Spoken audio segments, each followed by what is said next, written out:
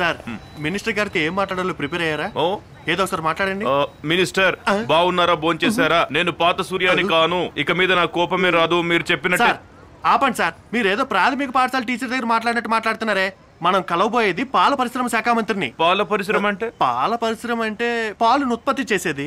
పాలంటే? పాలంటేనా? Milk. Milk అంటే? Milk అంటే కూడా తెలీదా మీకు? మిల్క్ అంటే తెల్లగా ఉంటది, చందమామలాగా. చందమామ అంటే? అవ్వా, చందమామ అంటే కూడా తెలీదా? సార్ మీరు మరీ ఎటకారంగా మాట్లాడుతున్నారు. మినిస్టర్ గారు ఈ ప్రాజెక్ట్ మీద సైన్ చేశారనుకోండి, మన ఇద్దరు అమెరికా వెళ్ళి పాల బిజినెస్ పెట్టి అక్కడే సెటిల్ అయిపోవచ్చు. మినిస్టర్ గారు బయటికి వెళ్ళిపోతారు, తొందరగా రండి.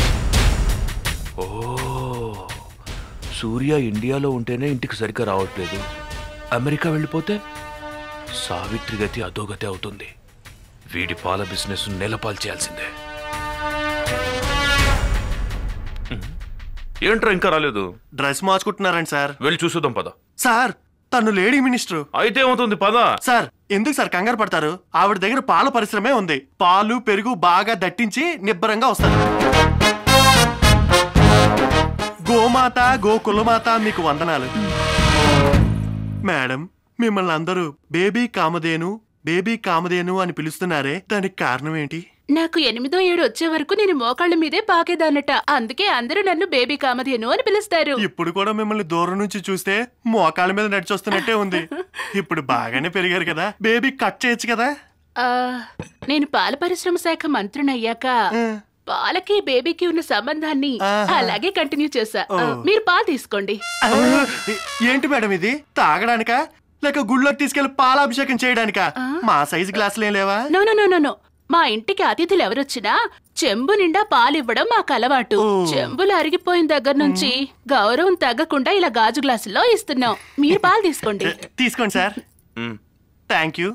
మేడం మీకు భారీ ఎదుగుదల అనుకోకుండా వచ్చిందా, చిన్నప్పటి నుంచే ఉందా? నో, వంశపారంపర్యంగా మాది పొలిటికల్ ఫ్యామిలీయే.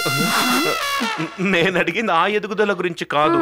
అవును, మీ వాయిస్ చాలా బాగుంటుందని విన్నానే. అవునవును, నేను చిన్నప్పుడు చాలా బాగా పాడేదాన్ని. నా వాయిస్ విని ఓసారి మా స్కూల్కి వచ్చిన సింగర్ చిత్ర కూడా నాకు బ్రైట్ ఫ్యూచర్ ఉందని చెప్పింది. ఆవిడ మాట ఏమాత్రం వృధా కాలేదు మేడం. కష్టపడి అపాయింట్మెంట్ తీసుకున్నాం సార్. ప్రాజెక్ట్ గురించి మాట్లాడండి సార్.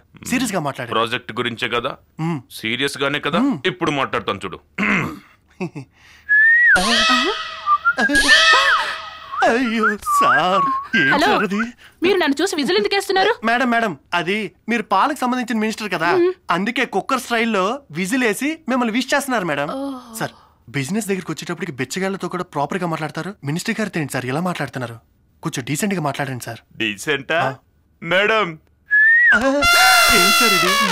మేడం మీరేం అపార్థం చేసుకోకండి. ఆయన చిన్నప్పటి నుండి ఏదైనా భారీగా తన కంట పడితే ఇంకా అన్ని మర్చిపోయి దాన్నే పదే పదే చూస్తూ ఉంటారు. అది ఆయన హాబీ మేడం. అవును, మీ హాబీస్ ఏంటి మేడం? నేను సినిమాలు చూస్తుంటాను. మరైతే పదండి నైట్ షో సినిమాకి వెళ్దాం. ఊరుకోండి సార్, మీరు మరీ వార్ చేస్తారు. మీ పరిస్థితి చూస్తా నడుము పట్టి గిల్లేలా ఉన్నారే. మంచి ఐడియా ఇచ్చావు.